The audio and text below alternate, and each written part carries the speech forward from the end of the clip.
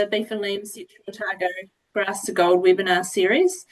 The overarching theme of this series is around efficiently converting feed into profit and providing practical and strategic advice to ensure that you're set up for a successful finishing season next year. So we're aiming to provide information and ideas that you can implement both next season as well as insights and technologies to think about in the future.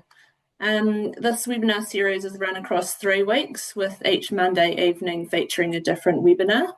Last week we ran a session with Bob Thompson from Egg First on beef systemisation, and if you missed this you can jump onto our Facebook page, which is the Beef and Lamb Central Otago Farming for Profit, and you can click on the link there to view it. Tonight we're going to be looking at wearable tech. I'll explain that in a minute, and then next Monday we'll be looking at lamb finishing systems with local farm consultant Peter Young.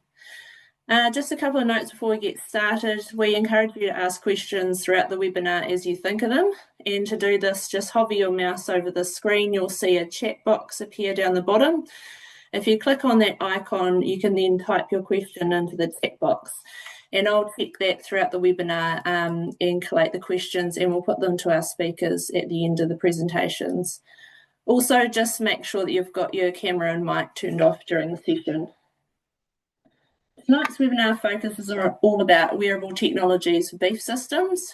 We're aware that there's increasing levels of interest from beef farmers in wearable technology, so we wanted to provide a simple and accessible format for farmers to find out more. So tonight we're going to have presentations from both Halter and Gallagher, and the aim of the session is to compare how the technologies work as well as looking at their current and potential future applications. Joining us tonight we've got Jamie Waghorn from Gallagher and Mark Craig from Halter.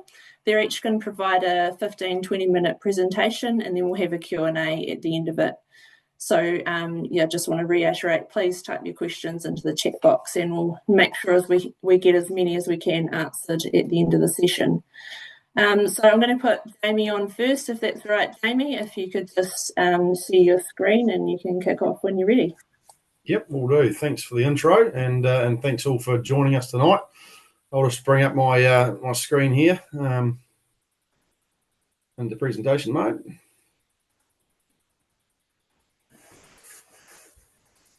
Rightio. So essentially, so I'm Jamie Waghorn. I'm the Business Development Manager for eShepherd across New Zealand. So I look after our virtual fencing side of the business whilst working in with our core business essentially. And really just going to run you through what virtual fencing is with eShepherd. If I can get this to connect to the next slide. Right, so our focus is on providing precision livestock management, often across large and remote areas. So we're aiming to provide farmers with a tool that can allow you to manage an individual animal from miles away without compromising accuracy. We're trying to blend the precision intensive farming techniques with the scale of extensive farming operations.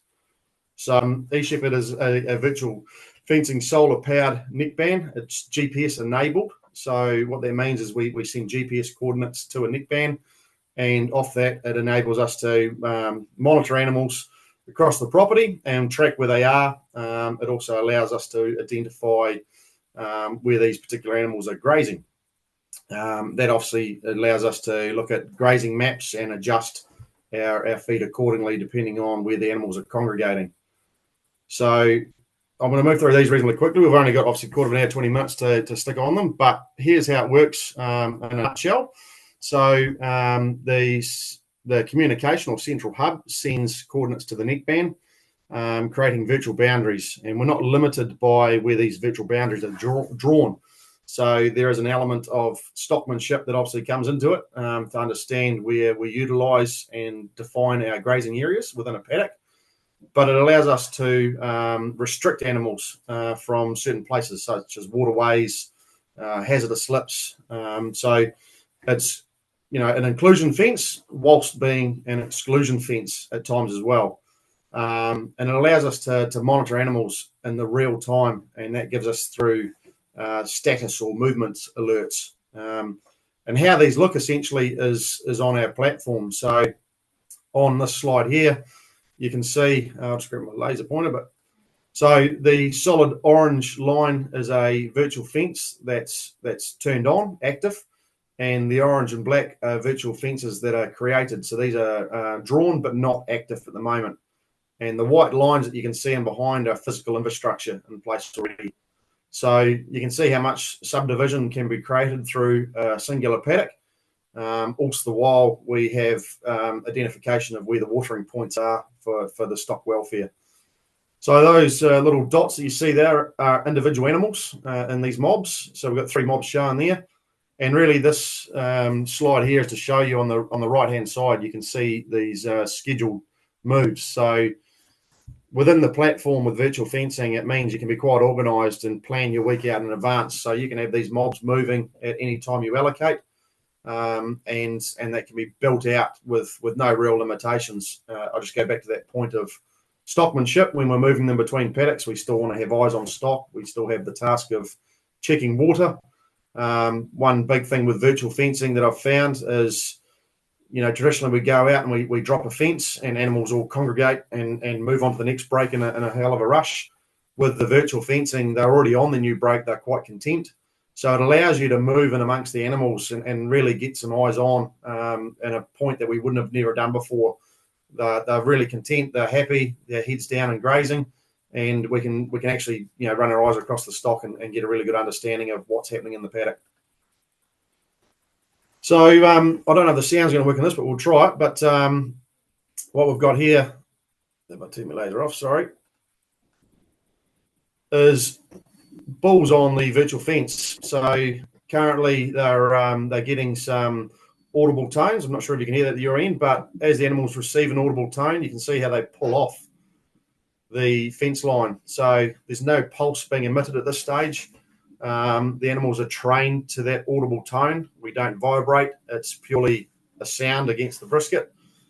That comes in 3 variable pitches. So with virtual fencing, animals actually get quite a time to react to an area where they, in the past, on a white wire, would have previously got a pulse, got a shock. So these 3 varying pitches from when they start, they get about 5 seconds of time before a pulse is emitted.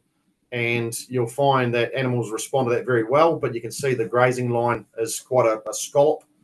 That particular farm that's running that kale this year is actually sitting above my head. So that kale's is about 2 metres high and yielded at his last test was actually slightly high of 19 tonnes. So it's a really big crop, but something you wouldn't have wanted to run a wire through. And we're seeing the same results as far as the grazing lines go.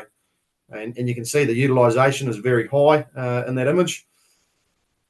The benefit of that is that essentially the utilisation is through the roof, yes, but we can move them multiple times on a virtual fence. So that particular slide that I was showing you, the client was moving that 3 times in a day. They were getting 3 1-metre breaks throughout their day while it was wet. And just you see how the animals always grazed in the line, but when it dried out, he moved it to a 3-metre break once in the day. The animals very instinctively still graze from the face of the crop versus running all over it and flattening it. So quite a big fundamental shift in how animals graze the crops. Essentially, the slide that I've got here is showing you how the neckbands communicate. So we've got the cows in the paddock. They are talking to 2 options that we have in eShepherd. So one is a LoRa base station. So they go to a cow to base station and from base station through to a cellular tower, and that ends up on a cloud database. And essentially what is a cloud? It's a web-based app that you can open anywhere in the globe and manage your livestock. All the while the animals are GPS tracked, so we can see where the individual is, whether it's in its break or out of its break. And you will see them at times out of their break. So that's just the reality of it. Very few and far between, but it will happen. We've also got the benefit when that happens to be notified that an animal is out of its break. And one of the big benefits of virtual fencing is if an individual is out, the whole mob isn't out. And traditionally we've seen with poly wires, if an individual is out, more often than not, the white wire is on the ground and everything in turn gets out. So it's definitely one of the upsides of virtuals. The other system that we run is a cellular system. So essentially the cows talk from paddock direct to the cell tower, removing the need for this base station. And there's more and more clients across the country that are going onto that. And essentially we use what's called the LTE network. So what that looks like is shown here. So these are the Spark and One networks across New Zealand for the LTE. And this is allowing clients to jump on to the network without having base station or infrastructure in place. And you can see it's quite extensive, but we do need to map out and check the properties accordingly as to what can be utilised. You see there's a few patches that aren't covered, but for the most part, pretty good coverage. So there's a wee slide there of a weight trial on eShepherd. So some pretty cool stats that was done through an independent trial. We had this across 3 mobs, and these are the averages that came out. So you can see, and generically I'll talk around virtual fencing here, but virtual fencing versus electric fencing versus conventional, we saw some really big benefits in cow end weight. So overall difference as far as the group goes, but also the calf at foot weight. So difference per day down here over and above conventional. There's some really big gains to be seen as far as creep grazing calves. Admittedly, this was done through a very dry spell, so I wouldn't expect to replicate this cow weight year in, year out. Cow certainly put more condition or more feedback into its own condition than calf, but still a really good outcome across both cow and calf during a very dry period where lots and lots of pressure was on the livestock. Now, we were talking around pasture utilisation. So we've seen here, or you can see here, virtual fencing set up in a bull beef unit. Now, this is a Taranaki client, and you can see the hills in the background here, but the property is 850 hectares, and we've replicated this across many blocks now where, yes, he's got a peninsula that's very flat land down here, but George has implemented this cell grazing up on his hills. And essentially, it's allowed us to have, in this image that's shown, at least 4 mobs in the same paddock. They run an all-grass system. So essentially what an all-grass system is that the cells will speed up during the spring and autumn, but in the winter will really slow down. So it goes anywhere from a sort of 38-day rotation through to about 120-day rotation in winter. So really just using the virtual fencing and holding those animals on. And what you can see in these images here at the time when this was taken was full virtual fencing. Today, when we talk to it, he actually has a single wire down where my laser pointer is running there. So that's essentially, he's run micro troughs down those lines, those Iplex pod troughs. And animals are never on a break without having a water source, where traditionally you just had the water sources here and here. He's now been able to subdivide that immensely and just run a single wire. The single wire is not from a virtual fencing perspective, but more so just from keeping the animals off the pods and keeping that damage down.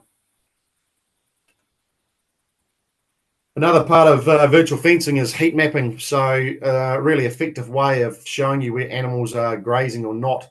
So you can see in this image here on these islands, basically the colours that are shown is the brighter the congregation of animals. The brighter the colour, the higher the density of animals, and the purple is really low density. So essentially this island here, which has always sort of held a couple of hundred cattle, is now holding 260 on its second year of virtual fencing. So a really big carrying capacity increase over and above what's been there before, but more so there's no fencing on these islands as the rivers come through and taken them out in the past. They've always crossed the river and ended up grazing this massive land, which is really shut up Otago, and now it's just utilised for cows on those islands. So we're holding them to a smaller area whilst managing the grazing a lot better. But essentially this whole image here allows us to validate what we see as farmers. So we can go out there and we can see where the purple mass is, and we can often see we've got feed to the top of the red band, where if we go to the areas where it's really brightly coloured, often they've decked that. That may be the campsites or the areas they've traditionally grazed. It's just naturally sweeter. We can now fence them off that very, very quickly by drawing a fence line across here, removing them from that area and forcing them to utilise some of these other areas better. So really, really beneficial in the sense of grazing management. All of this combined, we pull into our platforms. So it allows us off the virtual fence to manage, one, where they're grazing very effectively, two, how they're moving or congregating, and we also can get some low activity detections. So we can see through these heat maps, but that's tracking the individual, actually how that animal was moving, and if it's had any anomalies in its day that may alert us to a low activity detection. So that's really handy information. Pricing. So eShepherd pricing, it's pretty transparent there. It's an ownership model. So you buy the system, the neckbands outright. The neckbands are $350 per neckband. So that's based on 60 plus animals. If we go to the cellular system, there's no infrastructure costs, so we don't require base stations. You do pay $2.50 per neckband per month, only whilst active. So again, we are only on beef. We've only dealt in the beef market to date. There's no dairy farms to speak of in NZ. And we're very mindful of the fact that, if we're trading bull beef, for example, we're going to be, maybe in an 8 or 10 month window, these animals will be going off the property before something else arrives. We simply turn that software subscription off, and you're not paying on that whilst not in use. To touch on the cellular system, we run a global SIM card inside the devices. So it doesn't matter the coverage across your property, as far as if one end of your property is really strong on Spark and the other end is really strong on One, you simply jump onto the strongest provider at the time. And the system's automatically doing that each day when it wakes up. On the LoRa system, we have the base stations. So they are $6,000 each. You have a one-off cost of a Wi-Fi station. So that's upgrading your neckbands and keeping them on the most relevant software going forward, of $1,500. So we map out your property accordingly based on the topography and contour of your land. And off the back of that, we can send out a bit of a plan as to what you need as far as coverage goes. So really, what's coming beyond? A bit of a slide here. You can see there's a bit of a steel device in the paddock on these nice Angus heifers here with the in-paddock weigher. So we see eShepherd or virtual fencing as a real enabler, essentially, of unlocking what we can start to utilise with some of these other technologies. And essentially, the auto weigher is allowing us to monitor in-paddock weights on animals that are on virtual fencing or not. So it's the virtual fencing means we can adjust and adapt very quickly, but it's giving us that automated, hassle-free weighing, as you can see there on the slide, around daily interaction of the animals. And you'll find in extensive properties, we get around anywhere from around 65 to 80% interaction, depending on the length at the time of the device is left in the paddock.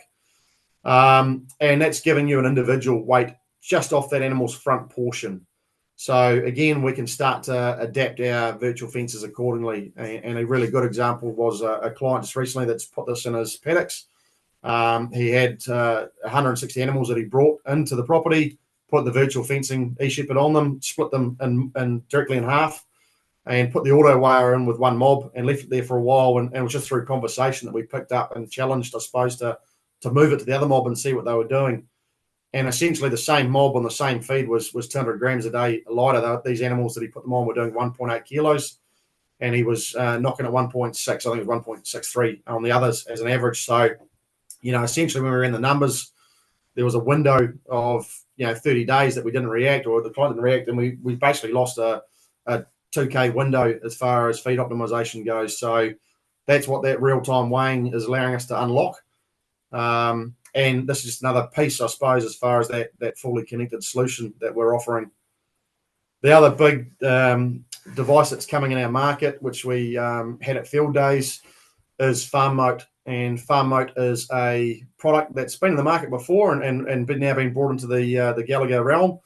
And essentially, it's a in-ground sensor or probe, which we use a number of around the farm. So as an example, you might have 5 or 6 over 500-600 hectares, and it's giving us real-time ground temperature, moisture, acidity, whilst combining some satellite imagery. So what we start to build out is real-time daily feed budgeting, essentially, of pre and post grazing covers, so we can start to optimize what we're doing with our virtual fencing. And when you combine that with the weight information coming through, we really start to integrate into a full solution. And leads on to my next one here, which is the I suppose a future of beef production. We're talking already around precisely managing animals anywhere in a beef context on extensive land. We can now monitor pasture real time going forward. And then we've got our in-paddock weighing, which we just saw the auto weigher. We also have in-paddock camera weighing. So this is when you have a density of animals within close proximity to each other. We actually use some camera vision weighing to weigh the animal, and we find that it's currently sitting around 3 to 5% variance over a static weight in the yard. So incredibly accurate, but we're seeing these animals multiple times in a day, and they're not having to interact with the device. So just a couple of the technologies that are coming that are allowing us to unlock, in a beef sense, what the dairy market has had for a long time. They're getting daily insights into their animals through the milk check, where we haven't had that until we've come through the yards. So really been our focus and vision is to unlock and enable some of these measurements that we just haven't had the ability to do. So really for me, it's, like I just touched on, our vision is really centered around empowering farmers with technologies that are significantly enhancing their decision-making. So it's been a massive boost to productivity that we've seen with users that have been on the system already. But I suppose our big point here is it's beyond the early adopters now. We've done the early adopter piece where there's enough people out there using it. Yes, it's very new technology. I suppose for a lot of us in our business, there's lots of sense of we can sit back and we can watch, but also there's a window when you do that you're just missing out on those gains the others are getting. And this is something we've implemented across the globe. And if we look at Australia and the US, we've now got markets that have been far beyond or behind, what we've been doing in the market, that are very, very quickly coming up to our level. So we need to continue to innovate as a business, but as farmers as well, to drive our industry standards forward. So it's a big decision to jump into. There's lots of people that are on board that you can certainly touch base with, and we can put you in touch with. But it's definitely worth having a look at how you can implement this into your business. So really, that's all I've got. I hope I've stuck to my 20 minutes there. But if there's any questions, we'll come back together at the end and go over it all. Cool, that's great. Hey, thanks heaps, Jamie. That was really interesting stuff. Now I'll get Mark to jump on and share your screen if you can. Awesome. Yep. Thank you. Take it away, Mark. No problem. Firstly, thank you very much for the opportunity to chat about Halter, and I think it's awesome what you guys are doing, creating a platform for farmers to find out a bit more about this exciting new technology. So basically, Halter base built for beef.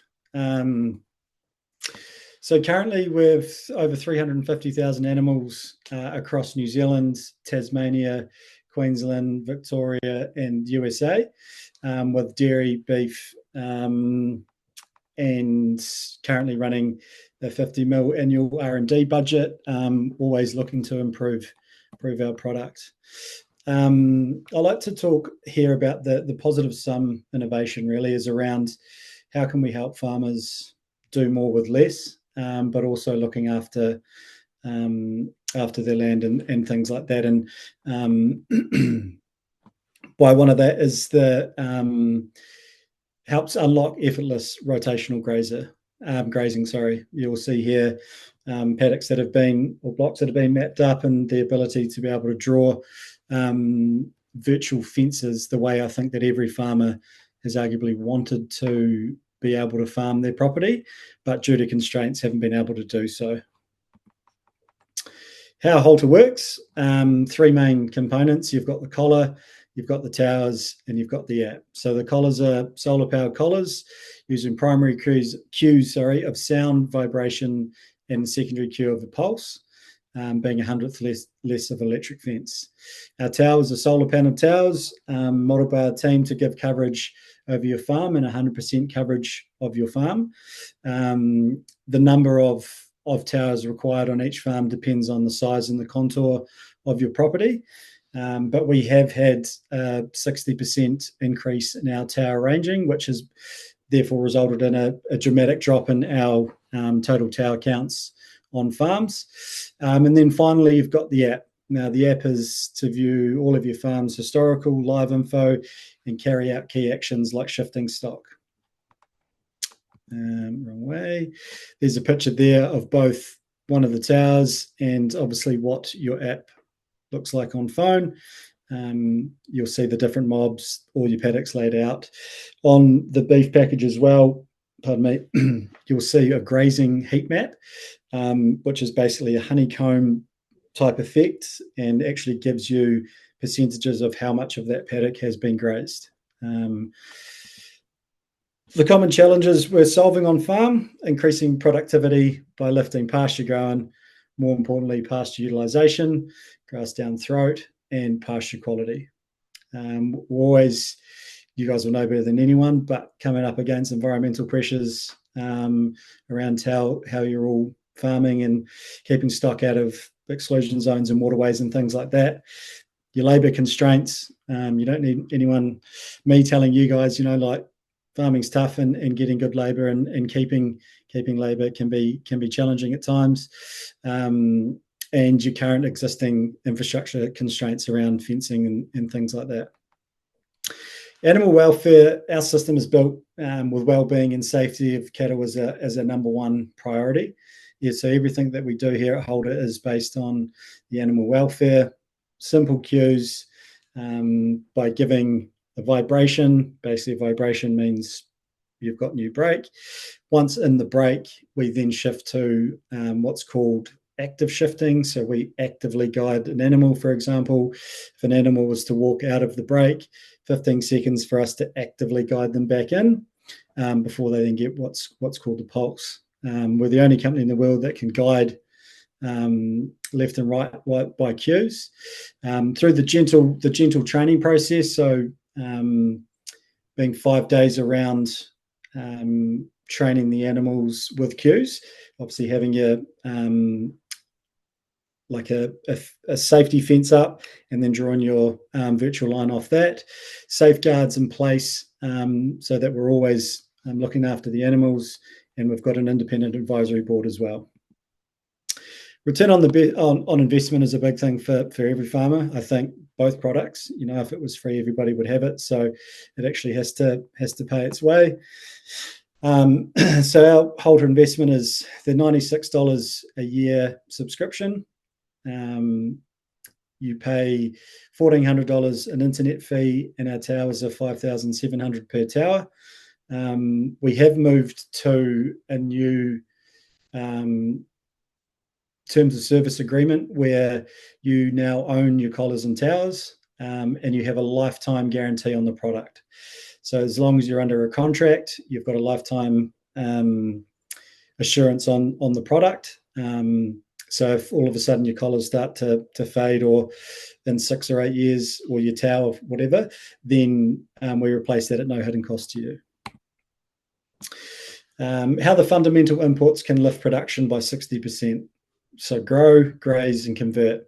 Been able to grow 6.5 tonne to 7.5 tonne, graze 60% up to 70%, and convert 33 to 28. So the production gains you can see there on the screen. Couple of I suppose, working case studies. So Stockman Angus have had $91,000 of measured value in 9 months. They've been able to lift their pasture utilisation by 10%. Cattle health has improved by 24 grand. Labour savings, they're down half a labour unit, and reduced vehicle usage of just over $6,500. Now that was based on an annual investment of $48,000, $96 per collar. Rotorua farms, their focus has shifted from surviving day to day to key drivers of production. So the average daily gains of calves pre-weaning was 50 grams a day. They've been able to earn more off-farm income. The feed cost reduction with Halter been lowered that, and the carrying capacity on hill country is lifted by 21.43%. Again, you'll see the Halter investment down the bottom. This is only the start of where we're wanting to go. And yeah, that's effectively short and sharp presentation for you there. Obviously, yeah.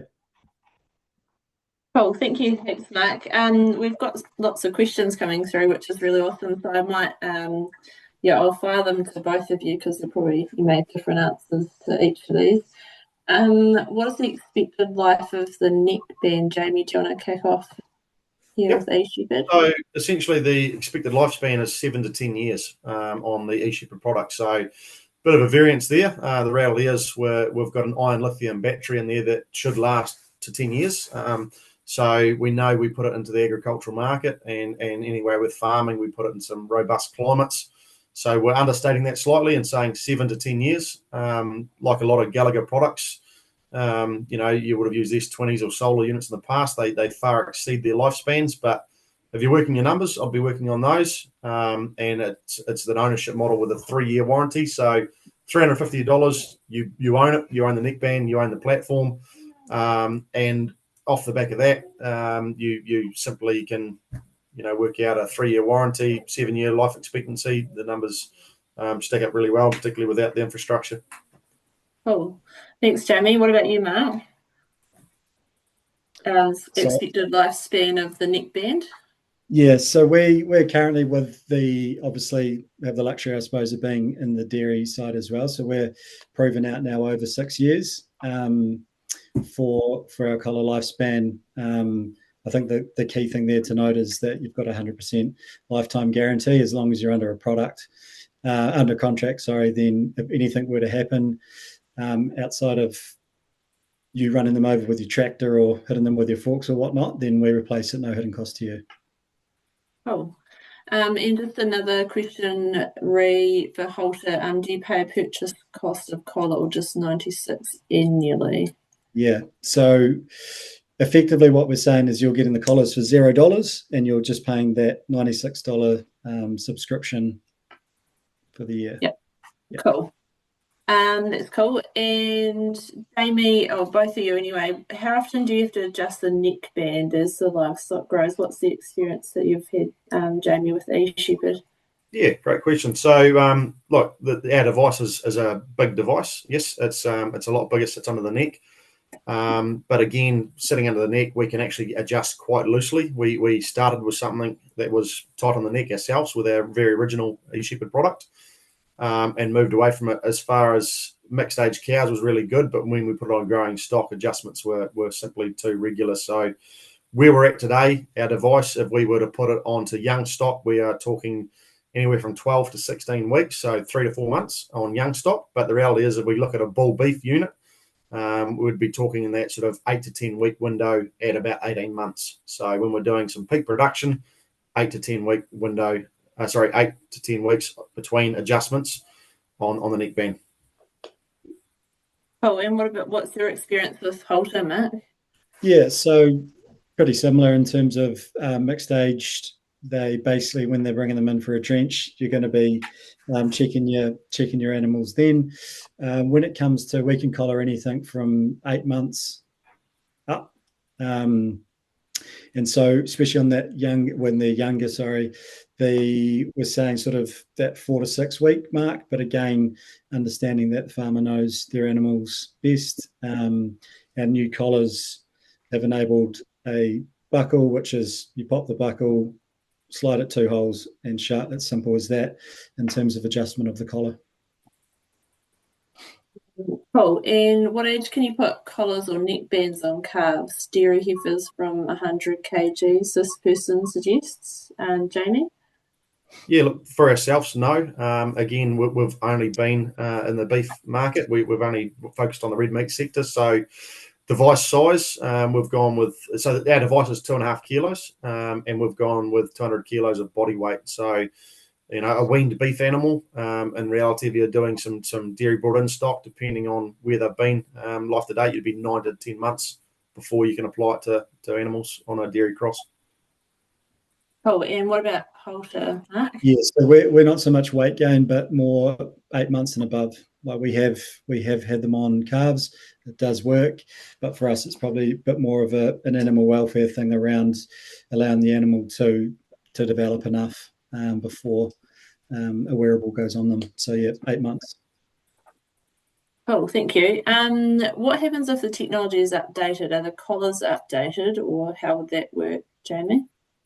Yeah. So the neckbands are essentially software updatable. So it's probably no secret that any device that's brought to market nowadays, and I don't want to speak for Halter, but for like both of us and across the broader industry, it's really hard for technology companies to bring a new product to market that can stay relevant. So what businesses are traditionally doing now is essentially building something with a lot of hardware capability that's software updatable. So clients don't go and invest in something today that's superseded next year by a new product.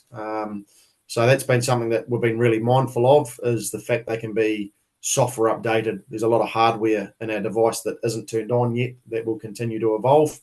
And again, it's, for all the products in the virtual fencing space, and there's other competitors around the globe, that's something they'll be really mindful of, is keeping them software relevant more so than hardware relevant. Cool. Matt, do you have anything to add to that from a Halter perspective? Yeah, look, we're very similar. We understand that we have to work really hard to get your business, but also really hard to keep your business. And so that's why we went down the path of this subscription-based model, based on the fact that you're always getting the very best of what we've got to offer. Just simply like your cell phone, when they update, we're constantly running updates in the back end, so that you're always getting bug fixes and new product features and whatnot, just from a click of a button. Yeah, cool. Water is obviously a really important one to consider with these systems. Jamie, how are farmers arranging water access, troughs, portable troughs, etc.? How are they doing that in your experience, and what's been cost effective? Yeah, look, to be fair, from an extensive point of view, what's been really cost effective is for the most part utilising what you've got from the start, and allowing the virtual fencing to give you a return on investment to invest in water infrastructure. That's definitely the biggest limiting factor of virtual fencing is access to water. And what I mean by that is, if we look at some really big country right now, we might have a singular trough or a singular watering access point in a big paddock. We can wagon wheel graze around that, or peachy weeds graze, however you want to describe it. But essentially, we can move animals away from that watering point and around, also the while keeping them off, where they've just grazed. So we get that pasture utilisation. Yes, tick, we get that pasture production because we're back fencing effectively. But what it allows us to do is utilise that for, 1 or 2 or 3 years that we're seeing now, and off our return on investment, we can start to implement water infrastructure. Drag troughs have been really, really helpful. I saw a fantastic innovation at Field Days from a young chap from the West Coast, that Plux Engineering, I think, are selling actually with a roll-out trough and roll-up trough. It was an outstanding device that will help us in virtual fencing. But that's been a big limitation from laneway grazing. We can simply design a fence where, as animals shift forward, they no longer have access to their back brake, but we can create a laneway that gives them access. So you can be very, very flexible as far as how you fence them and how you shut up back paddocks, but it is definitely something to be mindful of, and the biggest limitation from when you first install virtual fencing. Cool, thank you.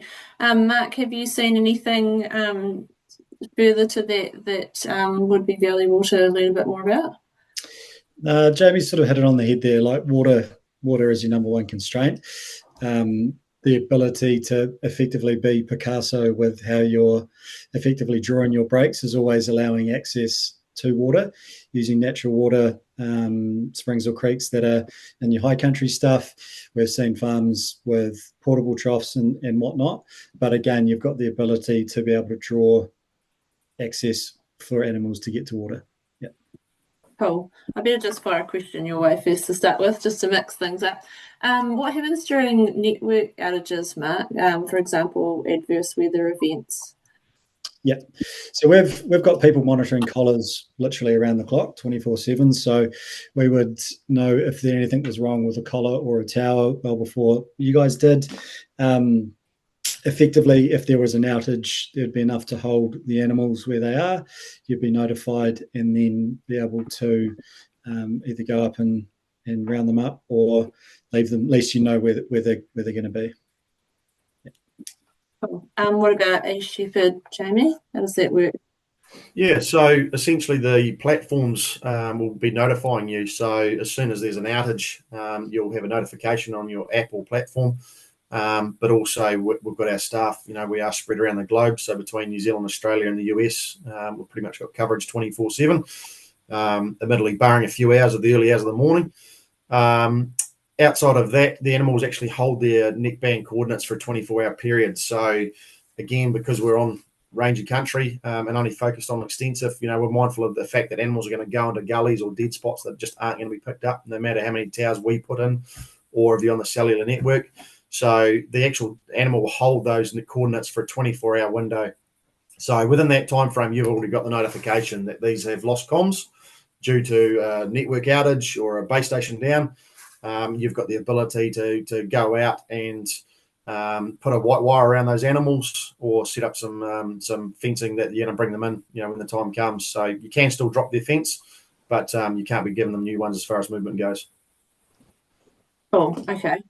And just one around logistics. Mark, how are farmers actually fitting collars to larger mixed stage cows? Is it in a race or a crush? How easy is it to do? Yeah, look, it's dealer's choice. We've had both. It depends on how calm your animals are. We've had people collar on a race. We've had people in a crush.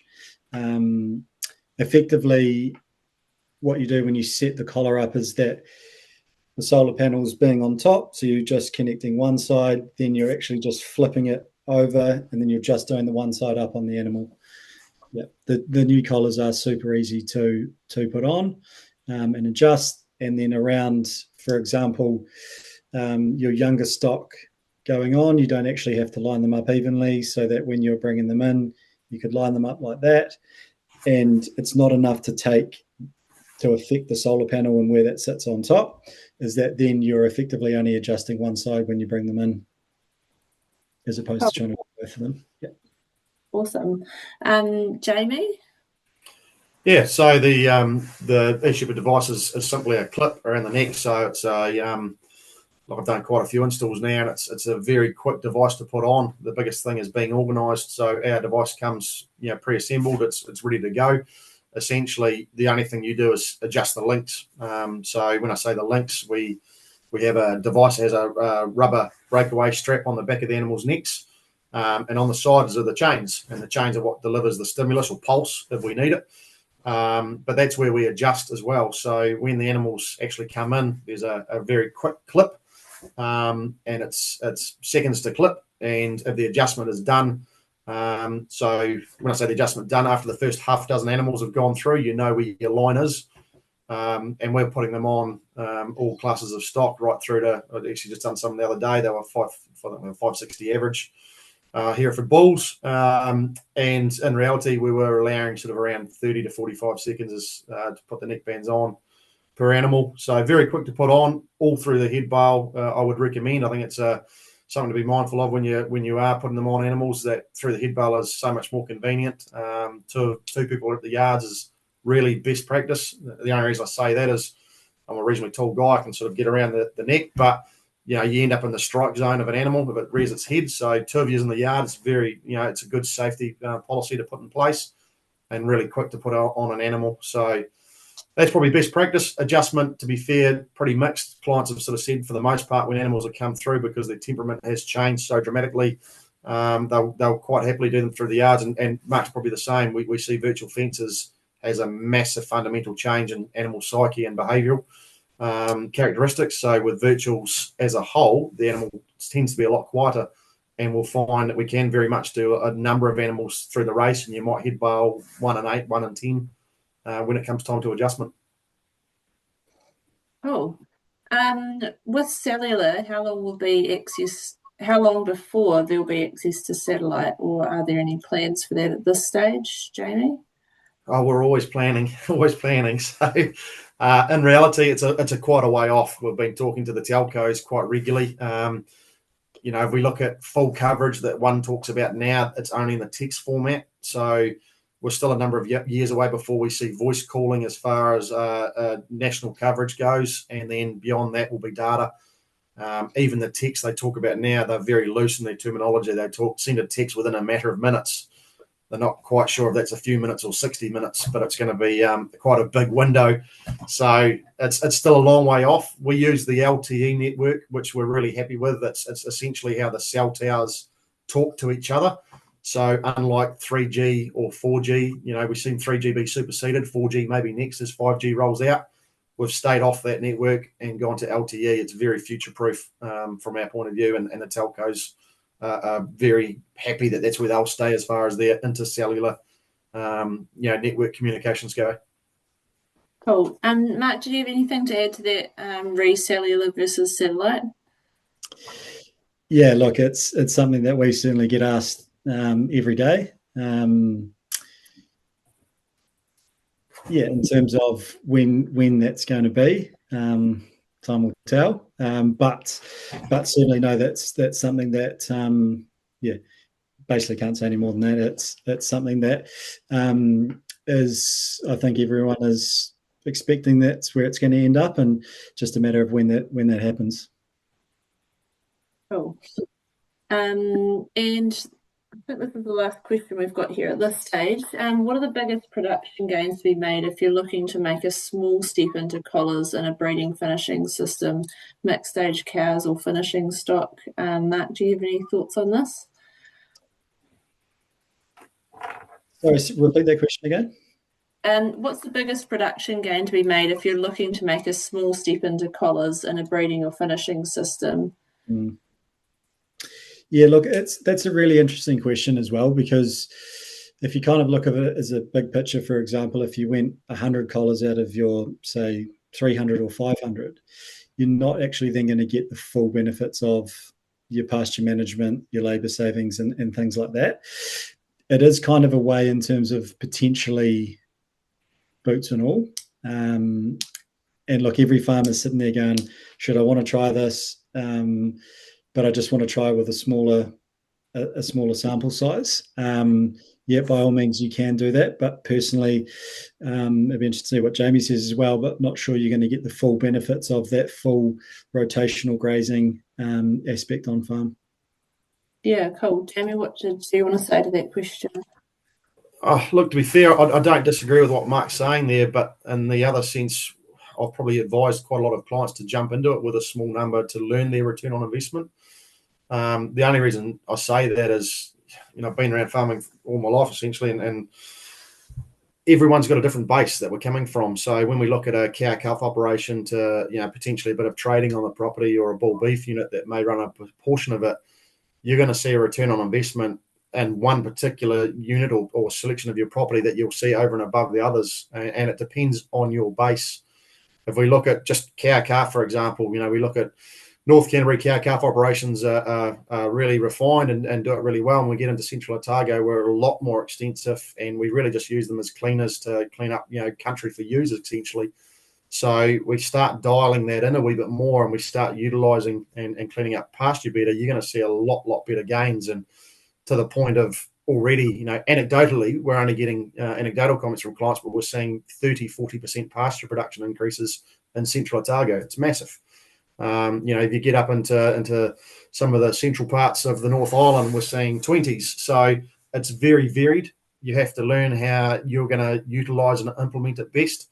The reality is, and I think for both of us and to Mark's point, is yes, once you get into it with your whole herd, you will really unlock the benefits of what virtual fencing can do from a across the spectrum point of view.